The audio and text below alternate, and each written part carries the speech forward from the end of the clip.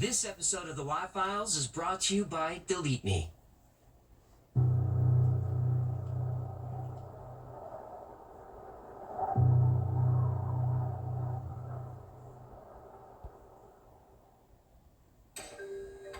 The history of medicine goes back to the dawn of mankind, when ancient healers used special herbs to treat illnesses. Hippocrates, the father of medicine, laid the foundation for modern medical practice: observation, diagnosis, prognosis, and treatment. His work set the stage for centuries of medical progress. In the 19th century, Edward Jenner created a smallpox vaccine, and Louis Pasteur proved microorganisms cause disease. The 20th century brought antibiotics, medical imaging, and organ transplants. In the past 400 years, the human lifespan has doubled. But something happened to medicine along the way. It became an industry, a profitable one. President Eisenhower warned against creating a military-industrial complex because if you make war profitable, you'll always have war. And he was right. The potential for the disastrous rise of misplaced power exists and will persist. So here's a cynical question. If you make illness profitable, will you always have illness? Well, in recent years, trillions have been spent on cancer research and therapies. Now that's a lot of people getting rich from a disease that's already been cured.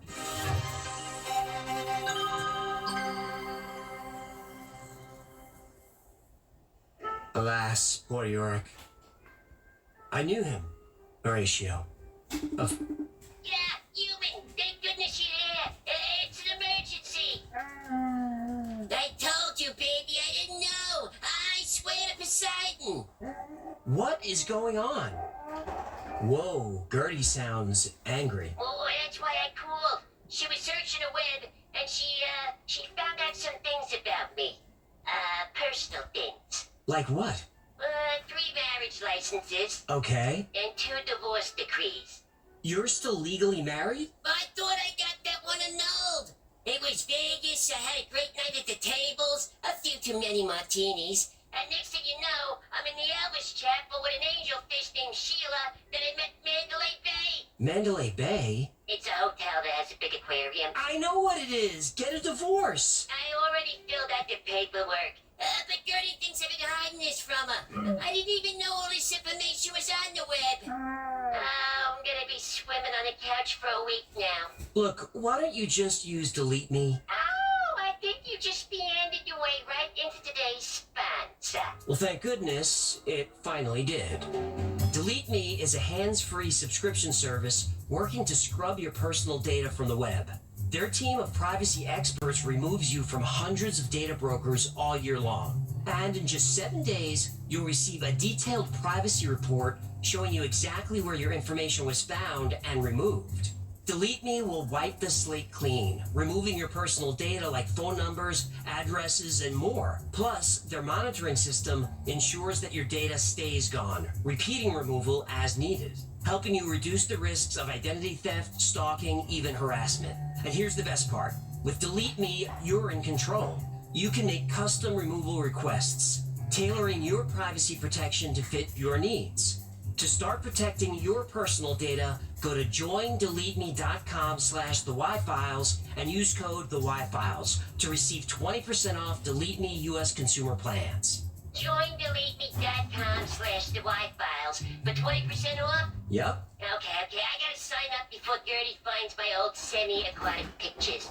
Wait, what do you mean Don't judge, I was young, I needed to work. I don't even know what a semi-aquatic picture is. I was a model. I started doing a semi-aquatic. You know, I still kept some of my scales covered, but I hit a rut and bills were piling up and I didn't know what to do, so I ended up doing Doing what? I did full waterless.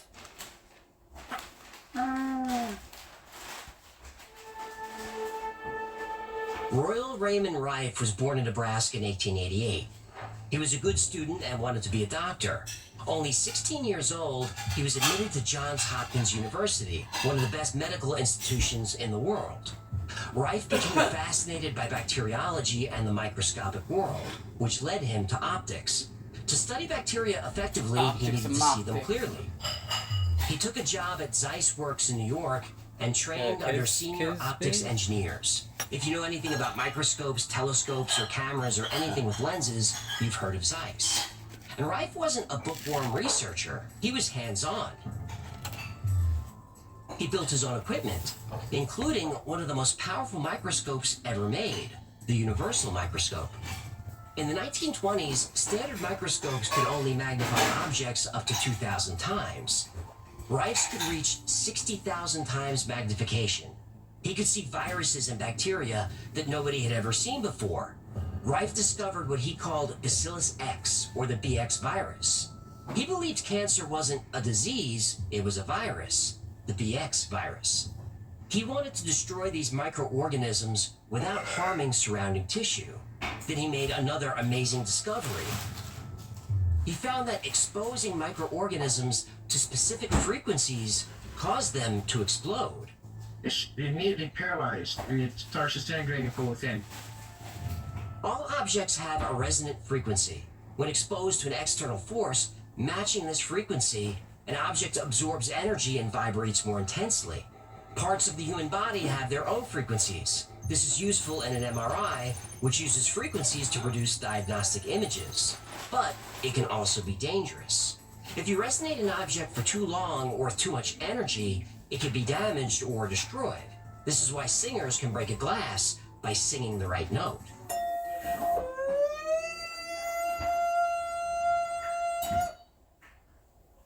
That's how you do it.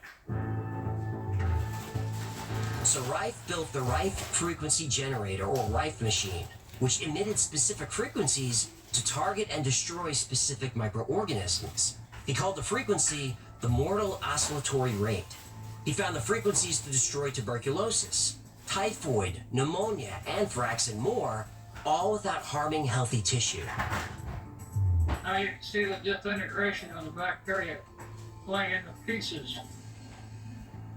This is killing bacteria without harm to the human cell, without drugs.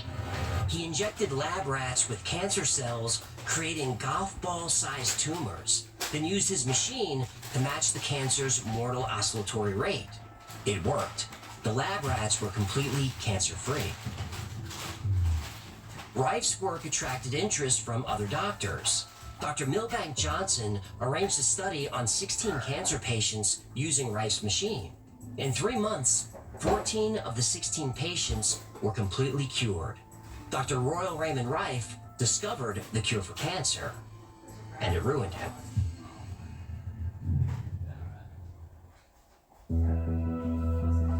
Royal Raymond Reif's discovery was a triumph. His clinical trial in 1934 was a huge success. 16 cases were treated at the clinic for many types of malignancy.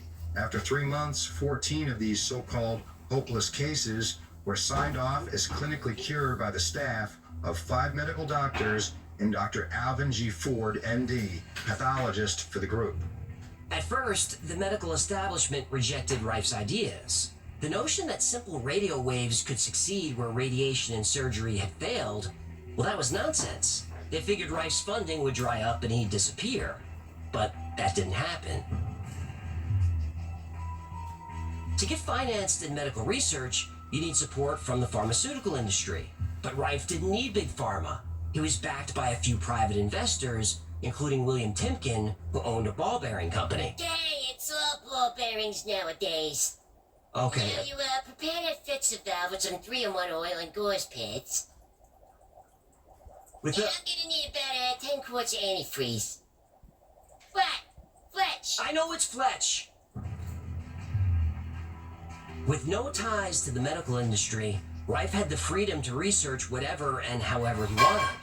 Doctors around the country figured if this Reif guy wasn't going away, they might as well look at his work. Reif used his machine more than 400 times on animal tumors. It worked every time, forcing even the most hardened skeptics to take notice. And there was no bigger skeptic than Morris Fishbein.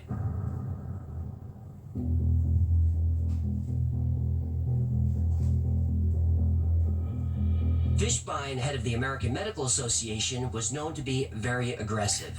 Some critics called him the medical Mussolini. At first, Fishbein offered to buy Rife out, but when Rife said no, Fishbein's attitude changed.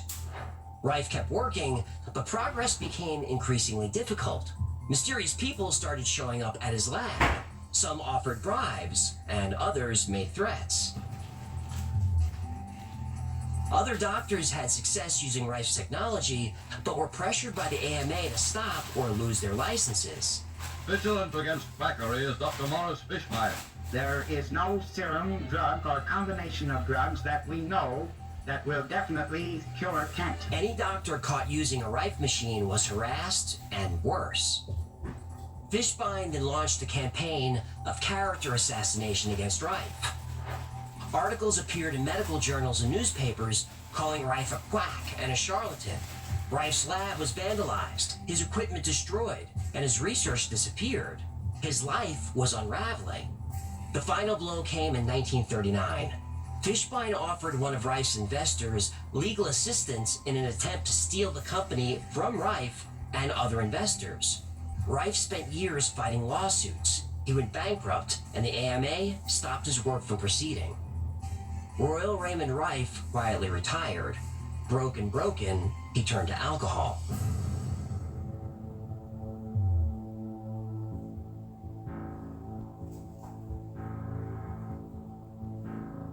About 20 years later, renewed interest in Rife's technology led John Crane and John Marsh to convince him to build a new machine.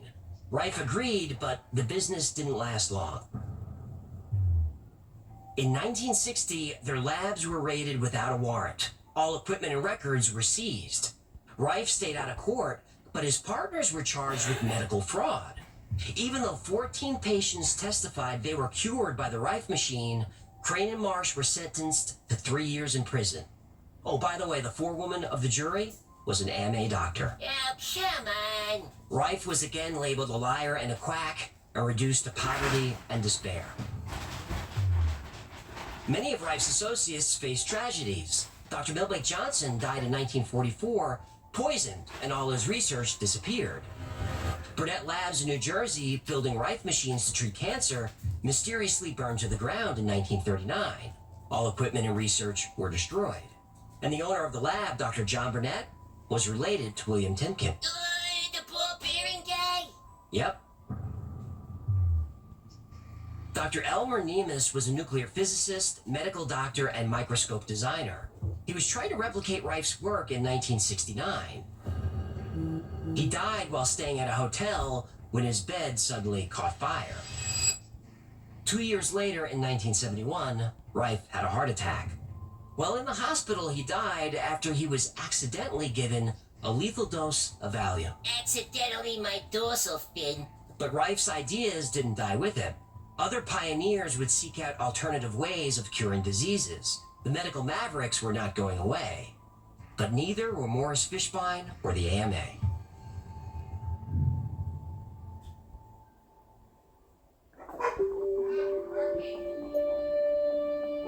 The medical establishment does not like alternative medicine. In the 19th century, there were two types of medical practitioners in the US: allopathic doctors and alternative healers. Allopathic doctors diagnose and treat illnesses with pharmaceuticals, surgery, and other conventional methods. Alternative healers used natural remedies. Since anybody could claim to be a healer, many did. Natural healers were cheaper and plentiful. Mainstream doctors weren't making any money. So in 1847, they formed a trade union called the American Medical Association, the AMA. Whoa. The AMA started out as a union? Yep, Isn't a union's job to protect the interests of its members? it is. So in 1901, the Journal of the American Medical Association released a statement. The growth of the profession must be stemmed if individual members are to find the practice of medicine a lucrative profession. So the AMA was created so members can make no money? That's right. Isn't this corrupt? I'm not judging, I'm just telling you what happened. The AMA brought in the Carnegie Foundation to survey medical schools. In 1910, they released a report calling for standardizing medical training and eliminating non-scientific practices. And who determines what's scientific?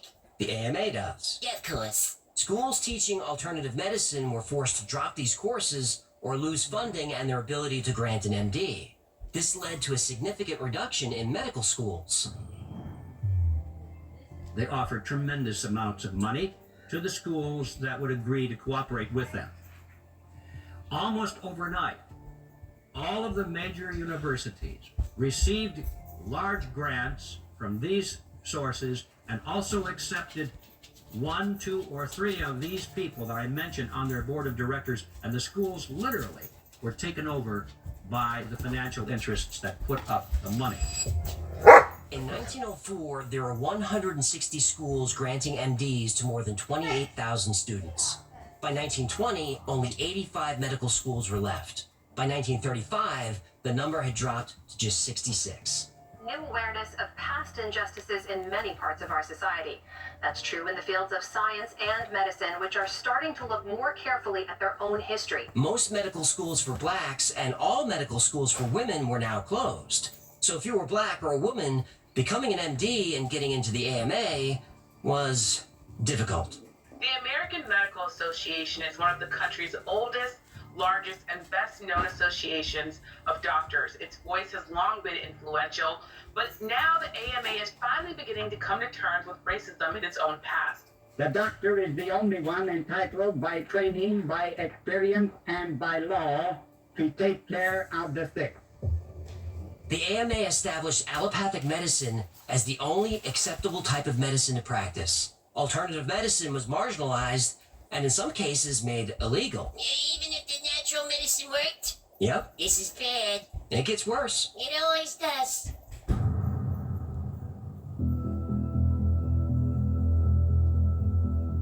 The doctors from that point forward in history would be taught pharmaceutical drugs.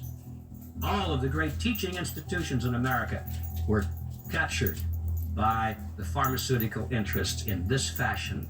And it's amazing how little money it really took to do it. Every time a new type of alternative medicine was introduced, the AMA would attack. George Doc Simmons was head of the AMA from 1900 to 1924, and Morris Fishbein from 1924 to 1949. They labeled alternative practitioners as quacks and used the Journal of the American Medical Association to ruin the reputations of anyone they deemed a threat to mainstream medicine. The FDA was formed in 1906, but it wasn't until 1962 that drug companies had to prove their products worked and were safe. Before then, pharmaceutical companies needed the AMA seal of approval. Well, then how did the drugs get approved? Yeah, I should have seen that coming. If you were a drug company and wanted to get into the Journal of the AMA, you had to pay. That was it. The AMA didn't test drugs for safety or efficacy. They had no labs or researchers. The AMA just collected money. Oh, the AMA leaders would buy stock in that drug company before endorsing the drug.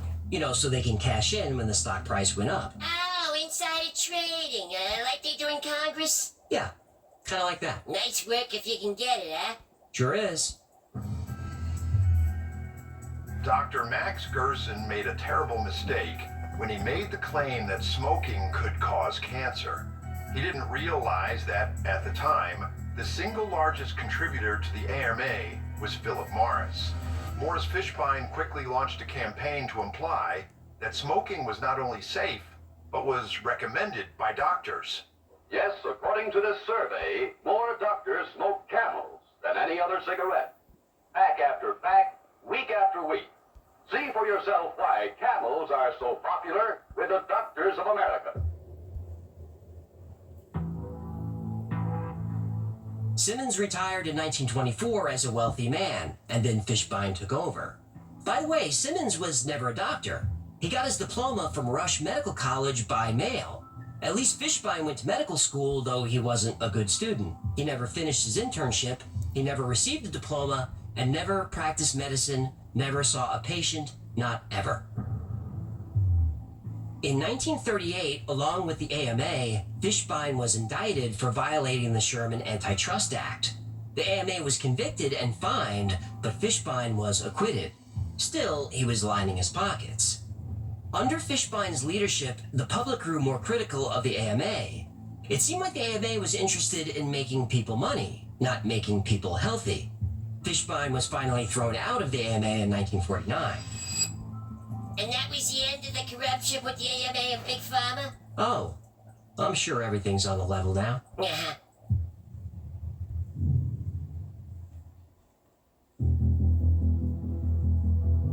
In 1924, Harry Hoxsey developed an unconventional cancer treatment. A self-taught healer from Illinois, he claimed his herbal remedy came from his great-grandfather. By the 1950s, the Hoxsey Clinic in Dallas was the world's largest private cancer center, with branches in 17 states. And we now have in our files and our records many, many thousands of case histories and records, pathological proof, X-ray photographic studies that we do positively cure cancer, both internal and external. Hoxsey reported very high success rates, which caught the eye of Morris Fishbein. Hoxsey gave Fishbein and other AMA members a demonstration of his product and method. The next day, Fishbein offered to buy Hoxsey's formula. Hoxsey was open to the idea, but insisted on providing treatment to those who couldn't afford it, as he did in his clinics. Fishbein was offended. He demanded full control of the business and profits for 9 years. After that, Hoxsey would get 10% of the profits if the AMA was satisfied the cure worked. Yeah, hard pass. Yeah, Hoxsey refused. And like Royal Raymond Rife, Hoxsey faced Fishbein's wrath.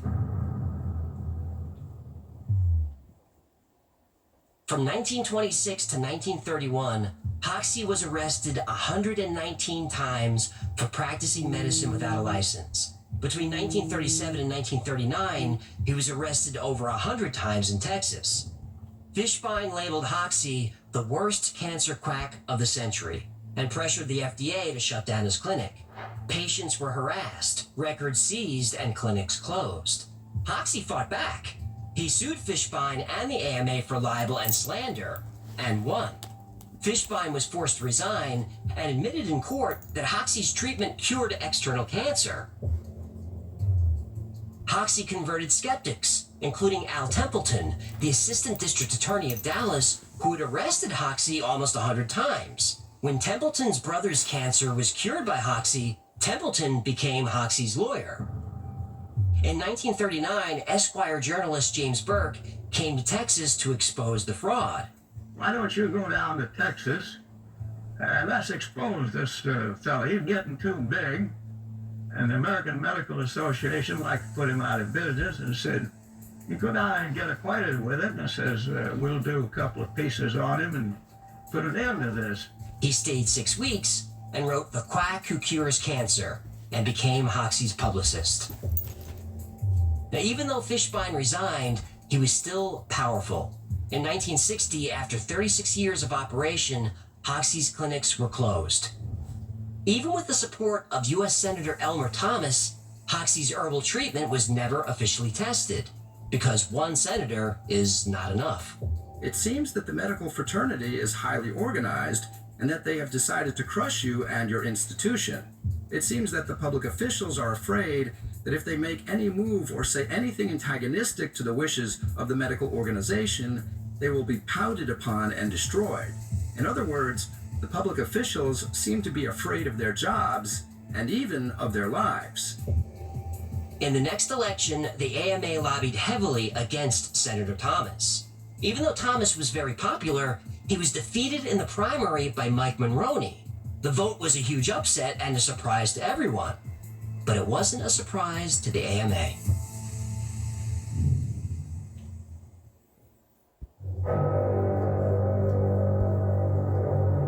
Anything that comes from nature cannot be patented. They're not interested in that. And of course the FDA says it's illegal to use unless it's been tested for efficacy and safety.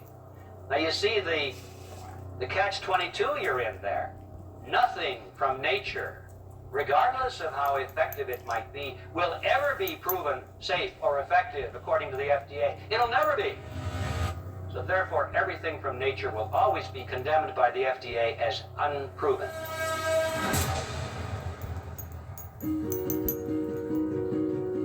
This This was a difficult episode to write. Cancer affects almost everybody. Cancer's hit my family hard over the years. It took my dad 2 years ago. And if it's affecting you right now, either directly or indirectly, I'm sorry. I really am. I know the pain you're going through. So here are the facts about today's story. I'm going to work backward. Harry Hoxsey's formula is still around, but don't try it. Actually, don't do anything without talking to your doctor. Hoxsey's formula has been tested, and there's no proof it cures anything. In fact, it could even be dangerous. Need more proof? Guess how Harry Hoxsey died. Don't tell me it was cancer. Cancer. Prostate cancer. He used his formula on himself, and it didn't work. He secretly had surgery and died 7 years later. 7 hard years. So don't mess with his formula. Listen to your doctor. Morris Fishbein and all that nasty stuff about the AMA, well, that's pretty much all true. Fishbein was sleazy. Whether he admitted that Hoxsey's formula worked, I couldn't find any proof. I think it's just part of the legend. But in Fishbein's defense, he did expose a few frauds. The AMA really did start as an organization to crush healers using natural remedies so doctors could make more money. But the real history of Fishbein and the AMA is hard to find. There's not a lot of that on the internet. You have to dig. Now, Royal Raymond Rife, he wasn't a doctor. That was an honorary degree. He probably wasn't killed in the hospital with Valium. He was most likely taking it himself. Was he a genius? Yes. Did he find the cure for cancer? I don't know. There's no evidence that his machine worked.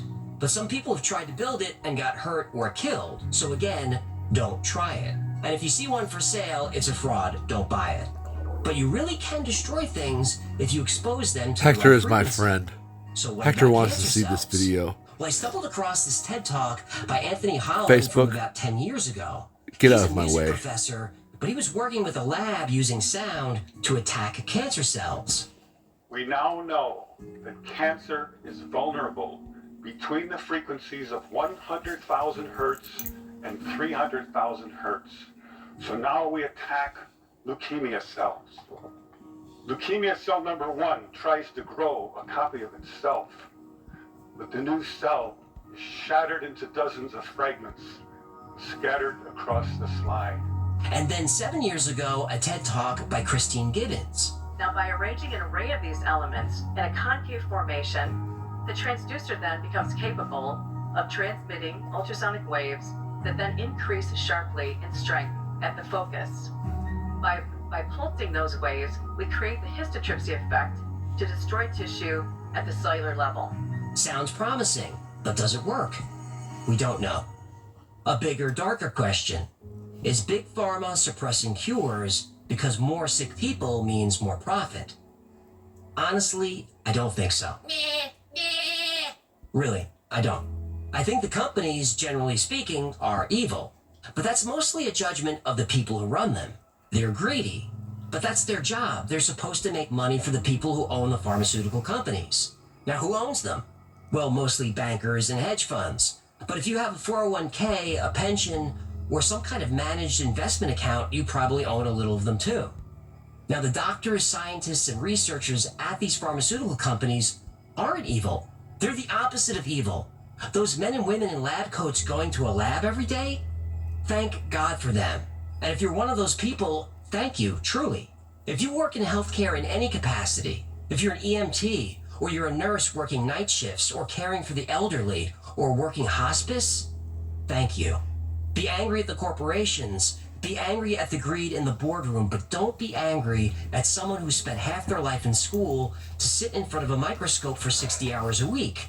Those are good people down in the labs. If there was a cure for cancer or any disease, it couldn't be kept secret. Why? Because those are good people down in the labs. Besides, if there's a secret cure for cancer, who's using it? Billionaire elites? Steve Jobs was a billionaire elite.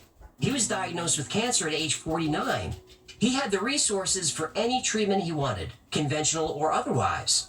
In fact, Steve Jobs spent the first 9 months after his diagnosis trying nothing but alternative treatments, against his doctor's wishes. Steve Jobs had unlimited resources, and he still lost. Look, I understand why people are drawn to the theories about secret cures and alternative medicine. When you or a loved one is suffering, and traditional medicine isn't working, you'll try anything. That's why we call it fighting or surviving cancer. It's about reclaiming control over your health, exploring every possibility, and refusing to give up. Now, true or not, these are stories of resilience and the belief that answers might exist outside mainstream thinking. A miracle cure didn't arrive in time to save my dad, but it might arrive in time to save yours. And if it does, I don't want any agency or bureaucracy getting in the way. That's why I was so hard on the AMA today, because they have a history of shutting down ideas that aren't mainstream. We can't let that happen again. One day another maverick will come along with a cure that defies mainstream medicine, and so-called experts will try to silence them because they can't understand anything outside mainstream thinking. So here's a message to those experts. If you're not going to help, get out of the way. My fingers stick out like this and reach back and find the nice memory to hold on to.